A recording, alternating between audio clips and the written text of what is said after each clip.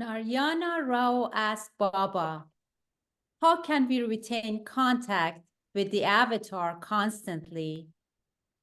Baba clarified, he means that now that Baba is physically among us, we feel the contact. But when Baba physically leaves us, this contact gradually cools down. How to retain it constantly? I will explain. Do you feel constantly hungry? When you are hungry, you take food, and then you forget about it. When you work hard, you get hungry. And so work for me in such a way that you feel hungry for me. Sometimes thinking of me, sometimes working for me, sometimes talking about me, but not continually. If you go on eating continuously, you will get indigestion.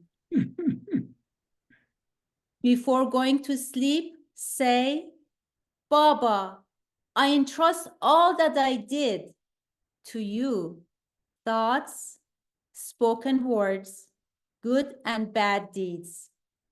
When you wake up, say, Baba, I now begin entrusting all to you. This much will be more than sufficient for me. Say it only twice a day for 5 minutes. Do that and make me responsible wholeheartedly for all that you think, speak, and do, but wholeheartedly. Then you are free. Nothing can bind you, but you must do it honestly. I am the ocean. I can accept both fragrant flowers and coconuts, and also filth. So throw everything in the ocean with all your heart. This is a great thing and is to be done wholeheartedly. Otherwise, it goes in a pool of water, making it filthy because of your own dirt. Lord Meher, 1954, page 3524. Beloved Avatar, Meher Baba Ki Jai. So the topic is basically Meher Baba's enigmatic statement, which used to be even more enigmatic when he said it than it is now, that America will lead the world spiritually. It is less enigmatic now because we have seen how over the years, so many Americans have been drawn to Baba, and there was a time that there were more Americans in India at the trust office and in Mehrabad and Meherazad than there were Indians or anybody else from any other country. But still, America has this image of being extremely worldly and materialistic and not showing qualities that traditionally we associated with spirituality. So in this talk, we'll cover, first of all, what did Baba say about America? Some of the statements that he made himself. Then what a few of the other spiritual luminaries may have said about America and its role in spirituality of the future.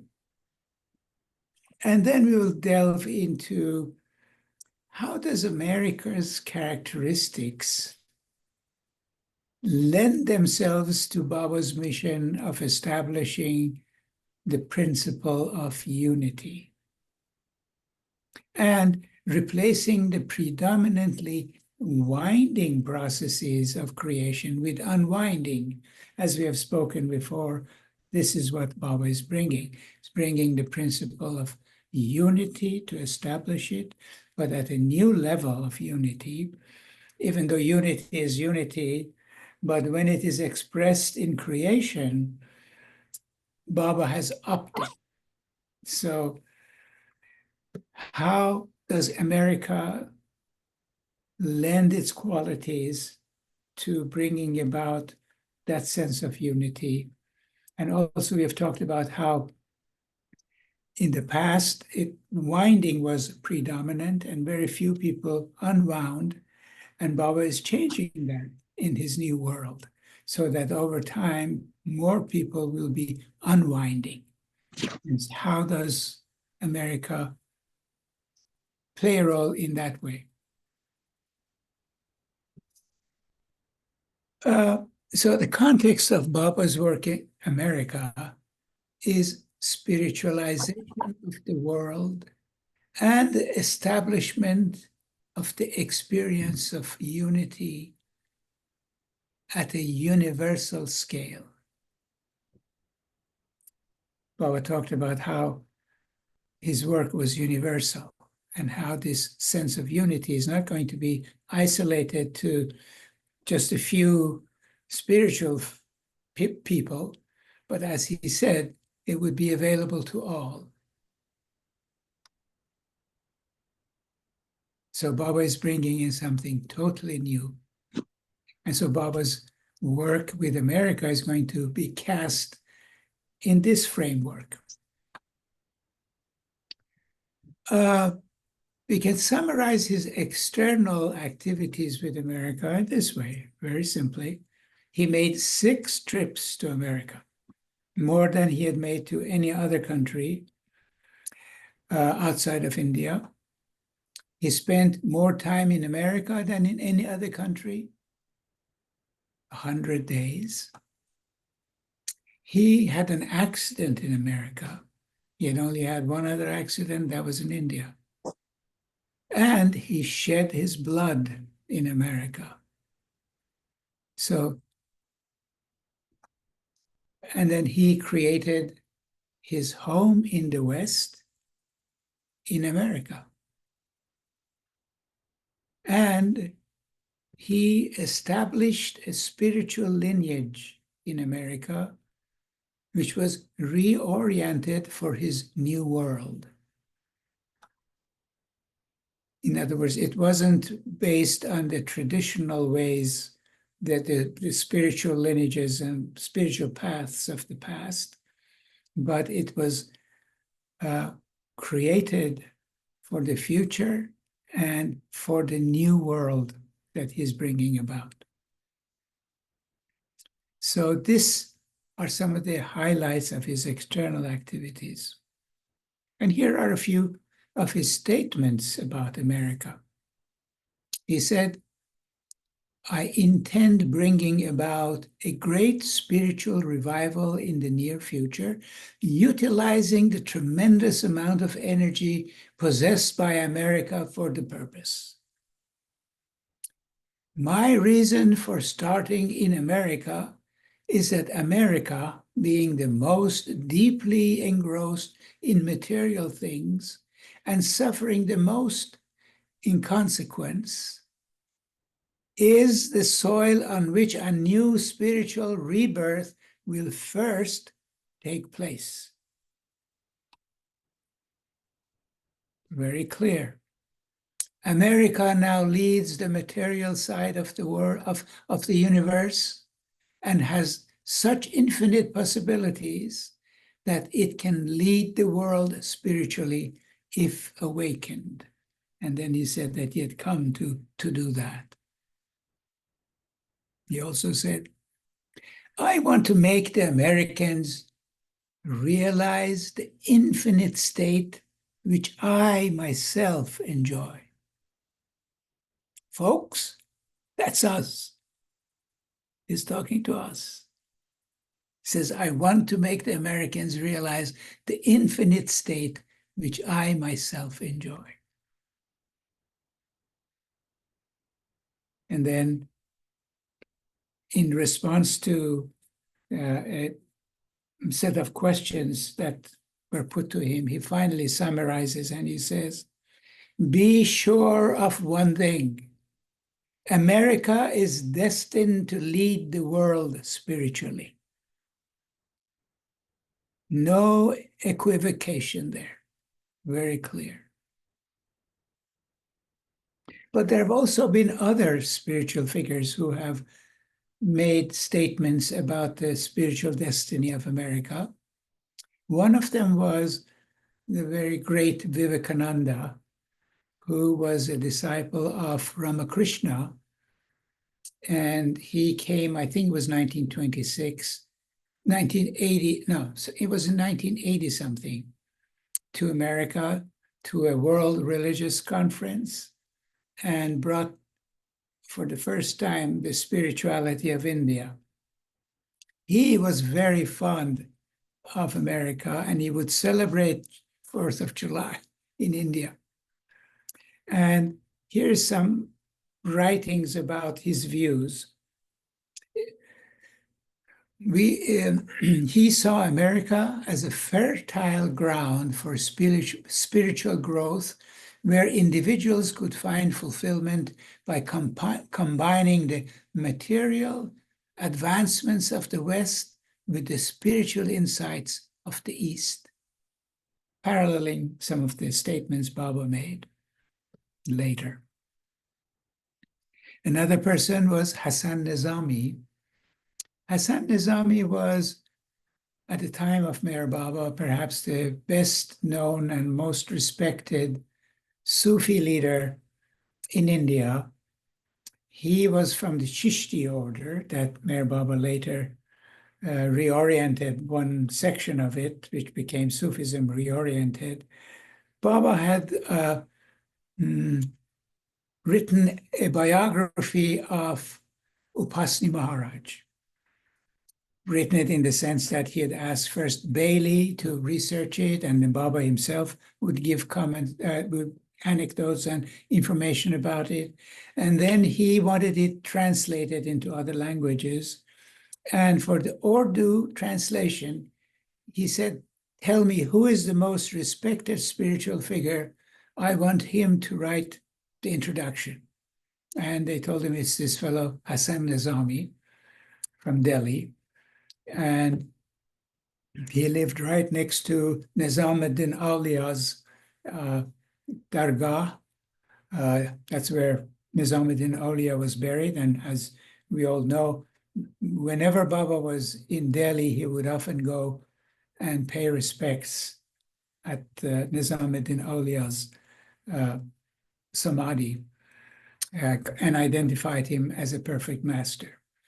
And so this Hassan Nizami, in his introduction, I don't have it, but I remember reading how highly he spoke of America and how it held the spiritual destiny of the world. America did. That was Hassan Nizami's view. Then we have another kind of maybe unlikely person that not many people know about, but I considered him a very holy man and a very insightful spiritual figure. He was the son of Baha'u'llah. Baha'u'llah is the one that started the religion of Baha'i religion. And Abdul Baha was his son. I don't know much about Baha'u'llah, but I've come across Abdul Baha and have been quite impressed. He's the one who, for example, he was in America and he came across a homeless person who didn't have enough clothes and his pants were all falling apart. He just goes behind a wall and, he was wearing a long robe, takes his own pants off and gives them to this man just right on the spot. That kind of a person. So his view about America, as it appears on the internet, is as follows.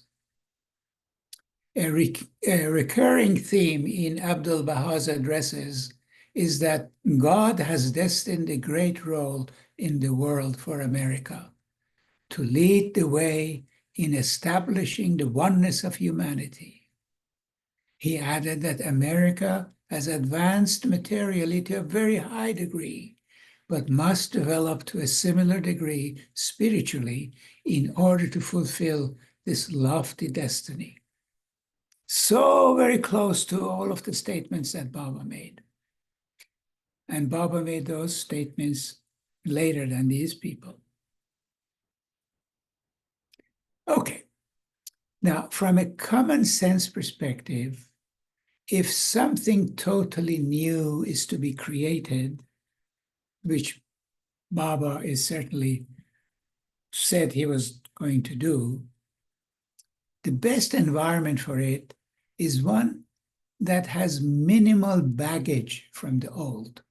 In other words, places like India or Middle East or any of the world that is steeped in the old spirituality would not work well for bringing something totally new.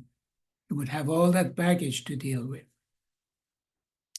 And America, being a new country, didn't have that much of a baggage. And of course, there are other reasons why divinity chose and prepared America for this destiny. And we will cover some of them. Sorry about this.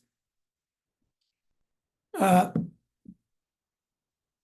I said prepared America because it's easy to lose sight of the fact that for America to lead the world spiritually, it must have been prepared for a long time.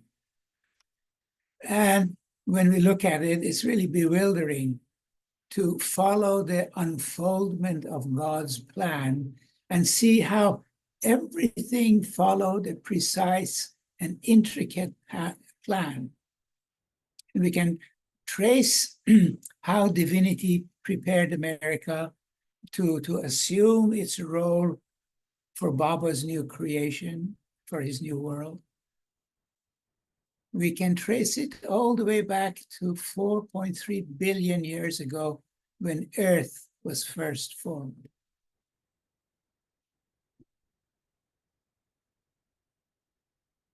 And we'll cover some of that. Baba's new world is all about unity, but a new level of unity. Unity which does not shun diversity and instead embraces diversity. Because, perfection is not perfection if it leaves anything out. It must include everything. It must include spirituality, and it must also include materiality. And both of them had to be developed to their zenith, to their very height. So spirit on one hand and matter on the other, each were developed, but independently and in different parts of the world. And this is how learning works during the winding phase. We've talked about how during the winding phase, one focuses on very limited, narrow objectives. And in this case, the West was focused on the material aspect. That was the learning that the West contributed to the whole, to the matter. It mastered the materiality of creation. And the East was given the charge of the mastery of the spiritual aspect of life. But each of them did this separately. And yet they were both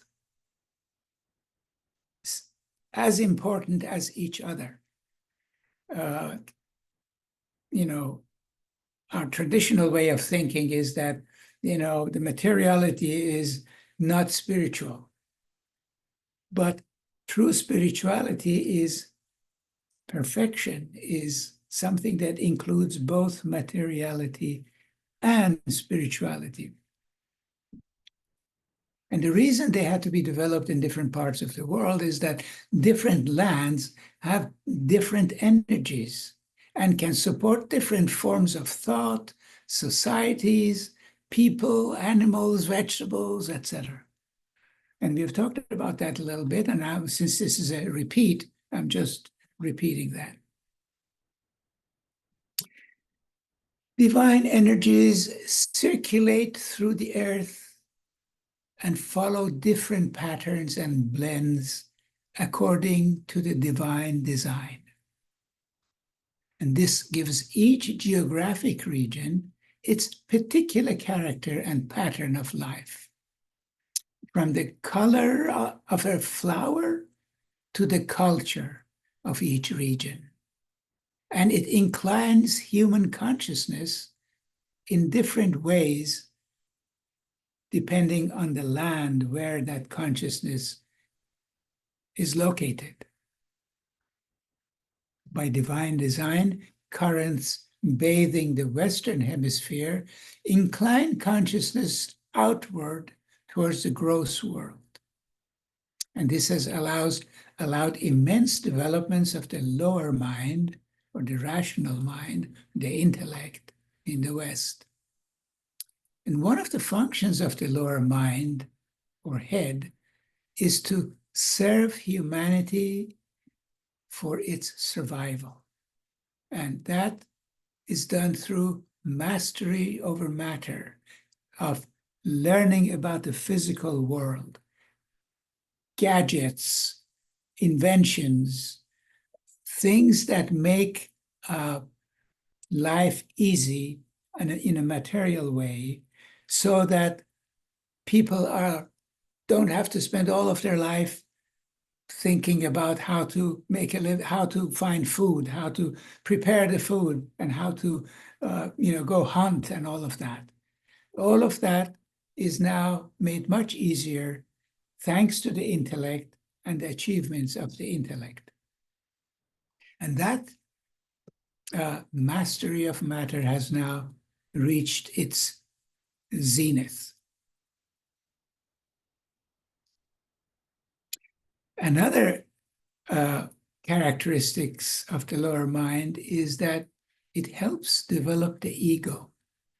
And as we have talked ad infinitum, the ego is absolutely necessary for the winding process of learning limited components of duality. And so it's been crucial for developing the ego and the learning that comes through that structure of the ego for winding of sanskaras.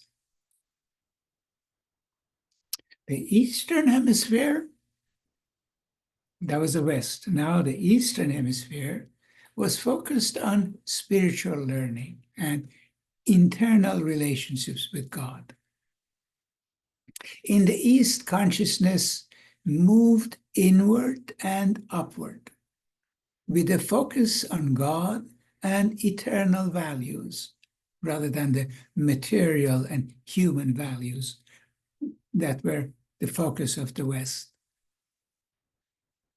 If we look, we see that all the previous avatars to Meher Baba that we know of, and most of the spiritual figures and perfect masters manifested in the East.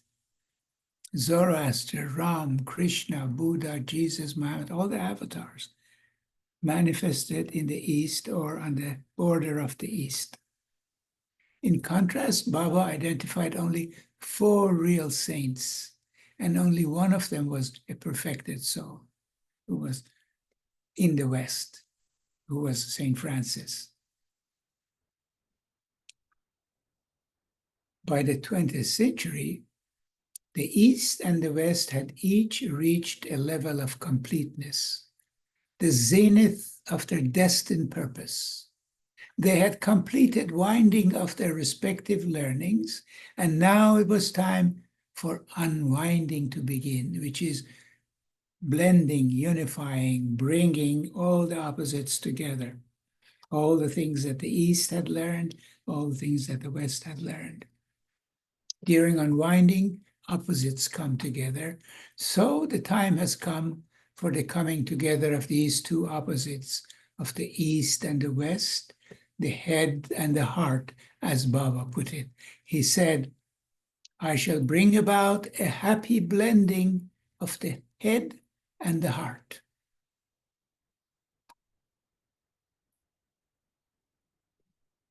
And so, again, this bringing together the opposites is what constitutes unwinding, which is what Meher Baba wants to initiate in a big universal scale. Now, this bringing together, coming together of the opposites that the East and West have mastered is happening so quickly that it's, right in front of us. We see that scientists talk like mystics. They say there is no matter. There are all these wiggly strings that form these membranes, and they call them brains, that constitute the fundamental fabric of the universe, just as we have spoken about these fibers that we have called sanskaric fibers. I'm not saying they're the same, but the ideas are the same.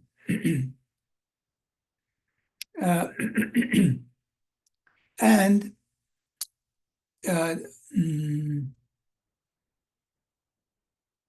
spirituality that used to shun the world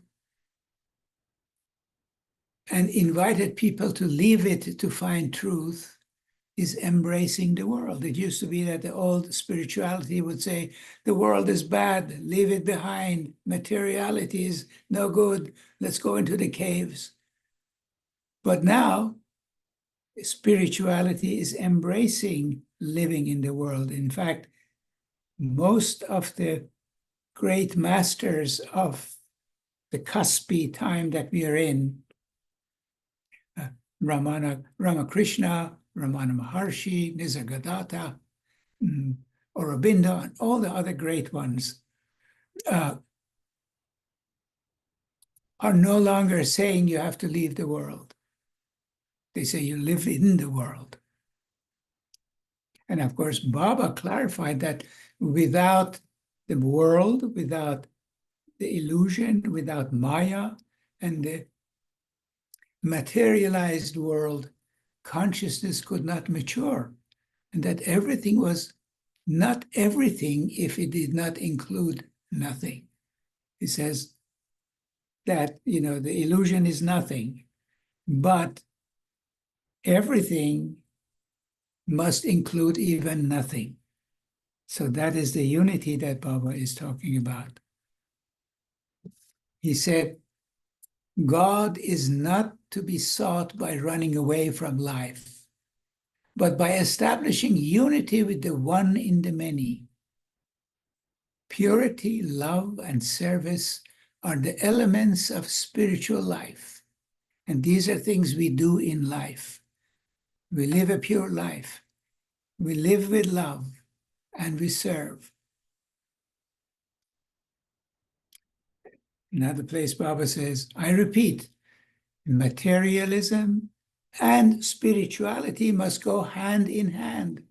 The balance of the head and the heart must be maintained. The head for discrimination, the heart for feeling, whereby it is possible to realize infinite consciousness in art, science, nature, and in every phase of life. So this is the new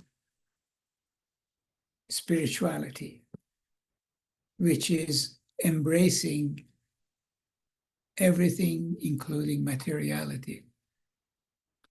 And this is diffusing into the consciousness of the world in a beautiful way. There was a meeting that the Pope held, It was an interfaith meeting. It included atheists as well. Isn't that wonderful? That stultified view of God is gradually going away.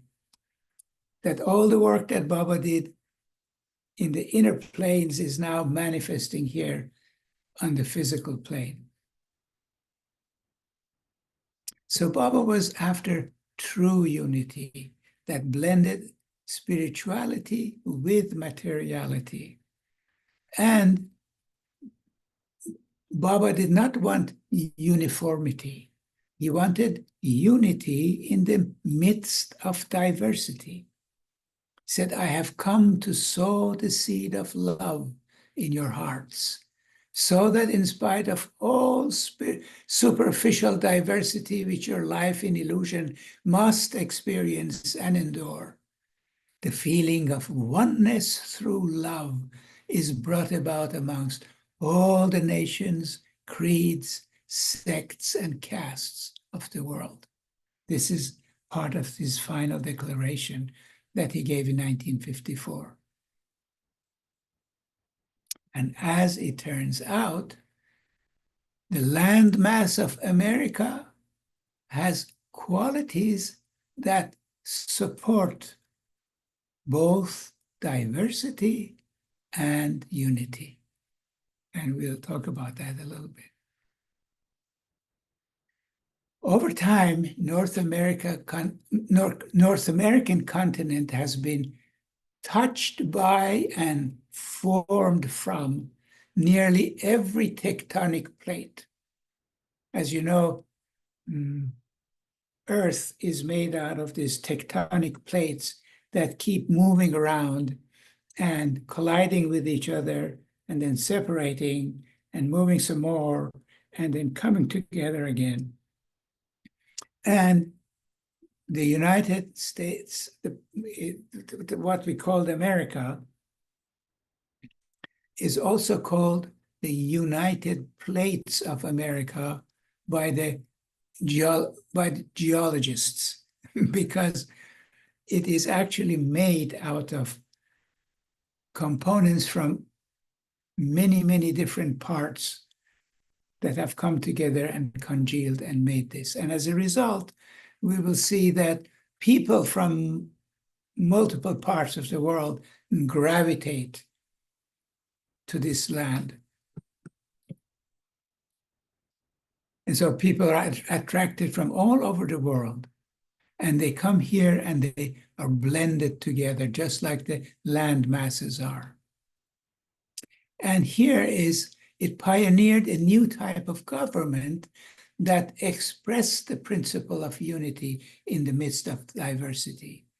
You know, when George Washington said, I don't want to be a king anymore, I don't want to be a king, because being a king was how you ran countries. That's what people knew how to do. So the republic that was created by the plurality of the different parts, and the fact that you had a president that would be elected and re-elected, totally new. And so this people who got together on this United Plates of America were called the United States of America, or US, or us. In short, America is not only diverse, but possesses qualities that unify. This quality is called love, and its active expression is devotion. So we have talked about how the Kalki avatar and the role of Kalki, the horse, the white horse, being devotion is necessary. We'll talk about it a little more here. So these qualities of love and devotion manifested in forms that evolved on this continent. So as we talked before, each piece of land has certain qualities and certain things can grow on it. On this continent, on this landmass of America, these qualities of love and devotion are predominant. And as a result of that, animals that and plants that grow here from a spiritual perspective are known to exemplify characteristics of love and devotion. And we'll talk today about horses and roses. Regarding horses, the proportion in the horse, the proportion of the heart to the body is the largest in all the animals.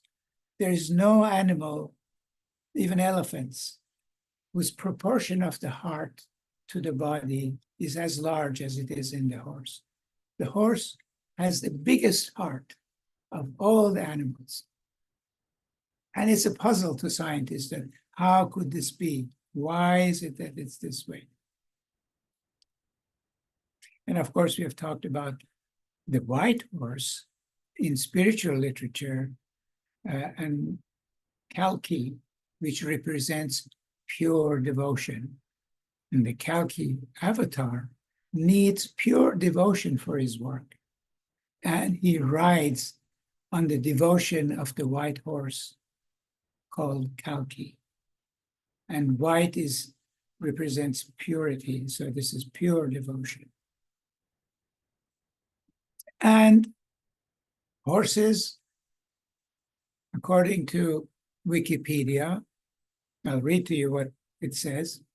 The true horse migrated from Americas to Eurasia via the Bering Strips and becoming broadly distributed from North America to Central Europe, north and south of Pleistocene ice sheets, and they both first evolved on this continent. So the horse evolved on this continent, on the American continent.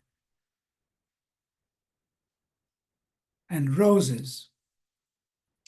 Roses represent love in the spiritual traditions. And their earliest fossils of roses were found in America, in Colorado, 35 million years ago. So the origin of the rose is also the American continent. In fact, the largest rose bush in the world is in Tombstone, Arizona, with a circumference of 13.5 feet, and it covers 9,000 square feet. This huge rose representing love. And interestingly enough, in 1986, not too long ago, the US adopted the rose as its official flower. So here were two examples of how love and devotion seem to be inherent to this continent. And as we know, love is the force that unifies diversity. Another expression of this propensity for unity is seen in the people who populated this continent. These people have a deep gravitation and aspiration and hunger for spiritual freedom and for the divine, for God. And Baba said to Gandhi on the boat, in America, the spiritual hunger is intense, and Baba would know.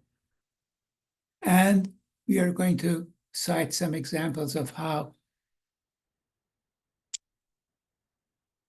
this land attracted people who were hungry for God, and its quality of love that unifies united this people. So Americans who settled here were from Europe, people who left their homes and sacrificed for the sake of freedom from encrusted religious patterns of Europe. It was very hard for them to make the journey, but they were, it was easy. I mean, if they stayed where they were and they could conform to whatever religious ideas were imposed on them, which were non-spiritual, they would have been fine. But they insisted on responding to this inner voice that they had. And so they left their comforts and they came to a new land they knew nothing about, and a lot of hardship and suffering and death that went with it. They endured great hardships for the sake of loving God with freedom and in ways that were not ritualistic and artificial. And once they arrived, the spirit of unity bathing the continent took over. In what way? In Europe, there was diversity, constant wars, but no unity. You had the diversity in Europe, but not the unity. In fact, the history of Europe is nothing but a history of wars and wars and wars. When these same people came to America, they were able to unify and through a very creative process come up with a mode of government that was totally new and allowed that unification. Qualities of the land supported that. So what about the Native Americans who lived here? Did they exhibit any of these qualities that we're talking about? Well, they had a profound recognition of divinity that surrounded them, and they had this sense of unity with nature. There's a remarkable Native American whose American name was Charles Alexander Eastman. Those of you who know about Boy Scouts and the YMCA know that he introduced a lot of stories from the Indian tradition, Native Indian traditions for the Boy Scouts, and the know-how for the Boy Scouts, how to live in nature, how to treat nature and all of that. He did a tremendous amount of contribution to that. And he opened 32 YMCAs and on and on. And he wrote books. And in one of his books, he writes about the Native Americans in this way. He says, in the life of the Indian, there was only one inevitable duty, the duty of prayer, the daily recognition of the unseen and the eternal. His daily devotions were more necessary to him than daily food. Those of you who have any contact with Native Americans today, and I was lucky enough to just chance on that spirit is still alive in them. That sense of reverence for the eternal. You know, they have two religions, many of them. They accept Christianity, but they also accept their own spiritual approaches. And they don't see any conflict between them because they have such a broad view of divinity and of God. And this sense of oneness and unity that Baba is aiming for to universalize is inherent in the Native Americans. And here is a beautiful poem that captures that sense of oneness with the earth. See, we walk on the earth, but we don't think of it much. If we were, for even an instant, say hello to it, connect with it, pay some attention to it, we would see that it is such a beautiful friendship that can develop between us and the earth. And this is what the Native Americans inherently did. And this poem captures that. It says, "It is lovely indeed. It is lovely indeed. I am the spirit within the earth. The feet of the earth are my feet. The legs of the earth are my legs. The strength of the earth is my strength. The thoughts of the earth are my thoughts. The voice of the earth is my voice. The feather of the earth is my feather. All that belongs to the earth belongs to me. All that surrounds the earth surrounds me. I am the sacred words of the earth." Oh, it is lovely indeed. It is lovely indeed. This is a Navajo prayer. سلام، شبتون بخیر. موضوع خیلی جالبی بودش. واقعیتشم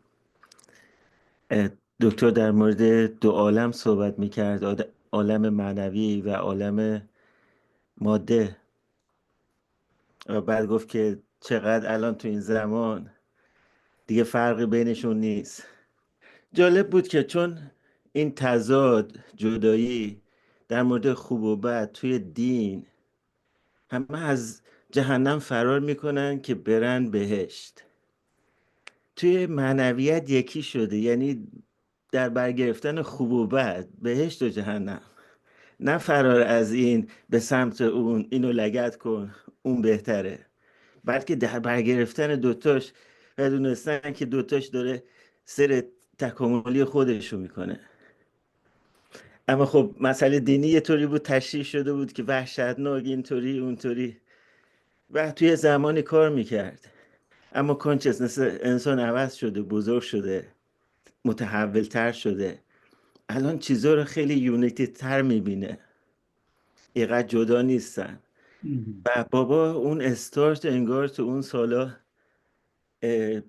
انگار مثلا اون موج رو شروع کرد اکتیویت کرد که الان بیشتر داره میبینیمش که داره اتفاق میفته.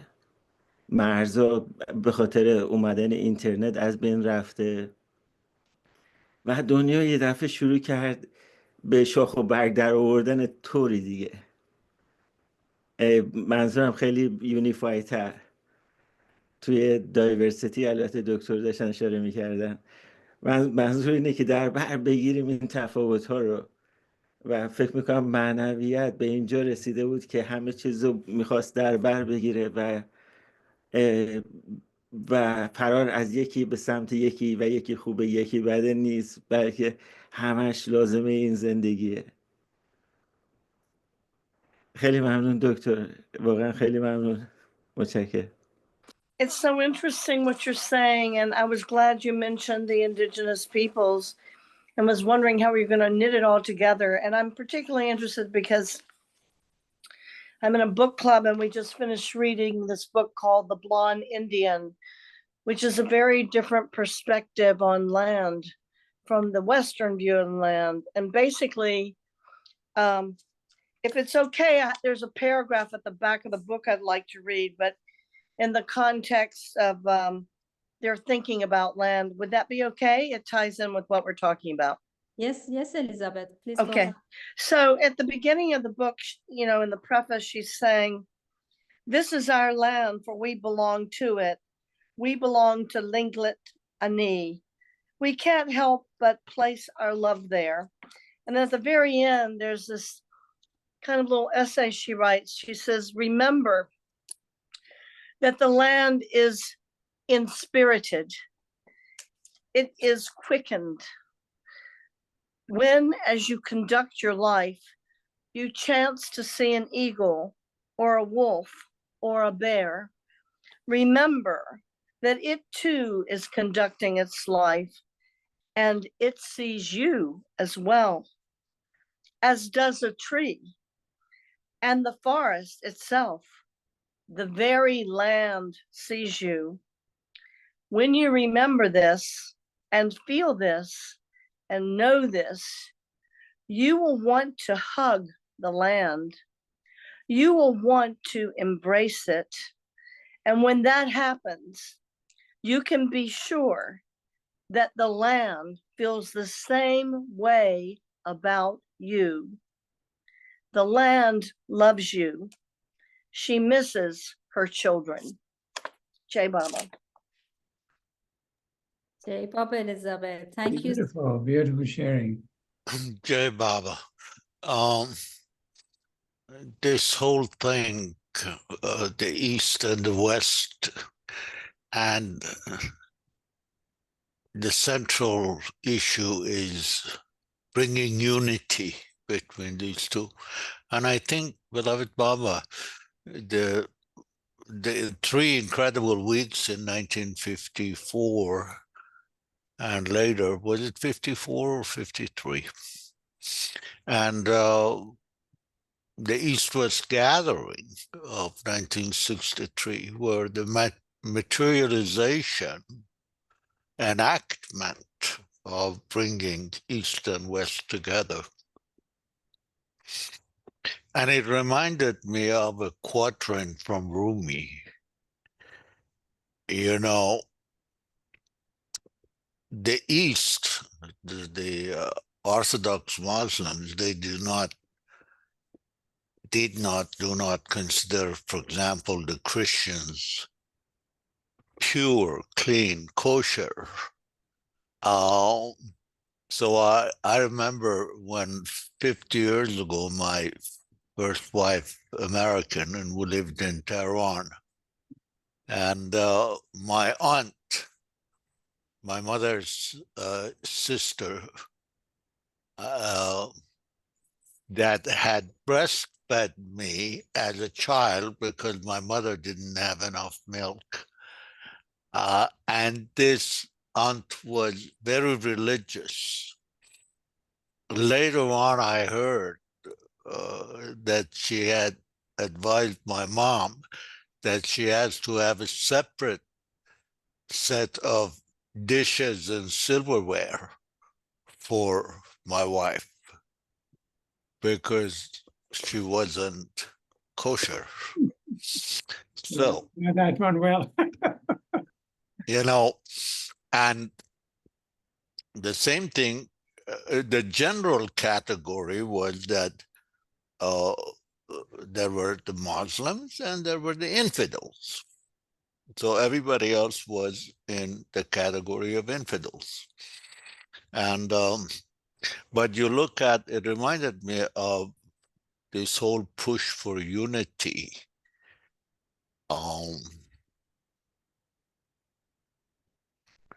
Of one quatrain of Rumi. Rumi says, and I say it in Farsi first, and I read the translation.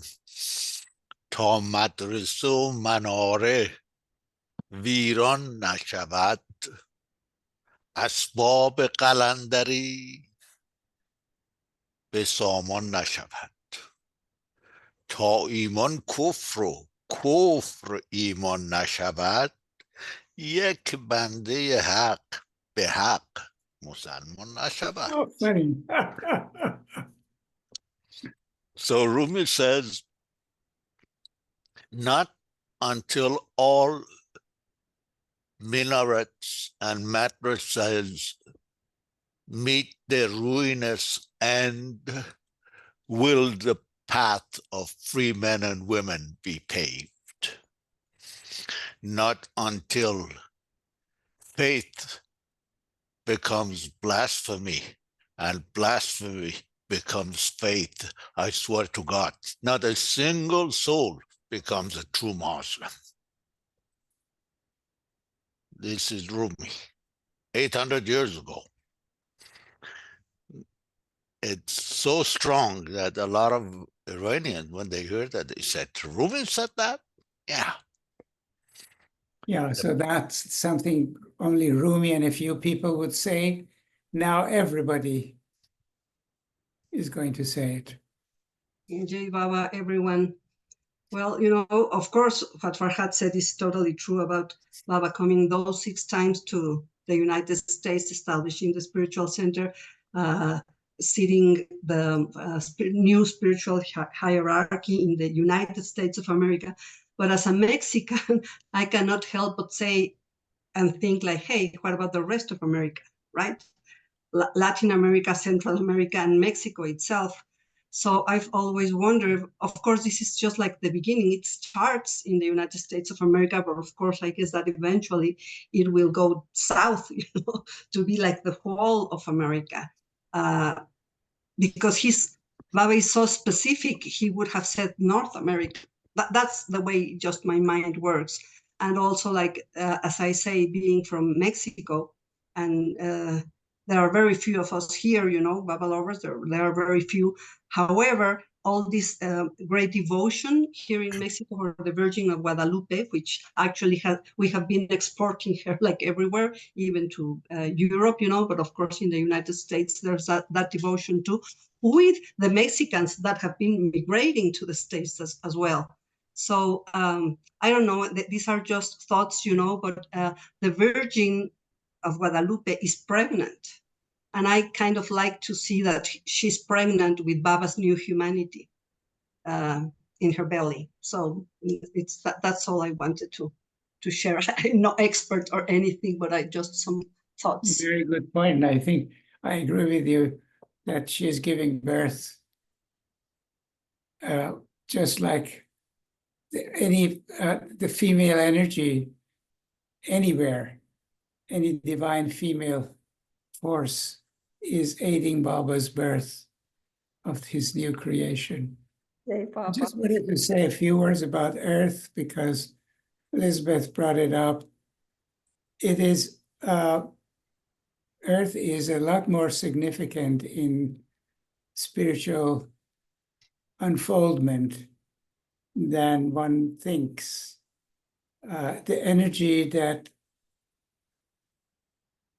is used to propel the unfoldment comes through the earth, through the feet, and merges with the energy that comes from the top. And also what happens is that, you know, most of the literature talks about these, you know, chakras, these centers of energy, but the real spirituality begins when those centers begin to dissolve, starting from the top. They gradually dissolve so that a truly spiritual person has only one chakra left, one center left, and that's at the feet.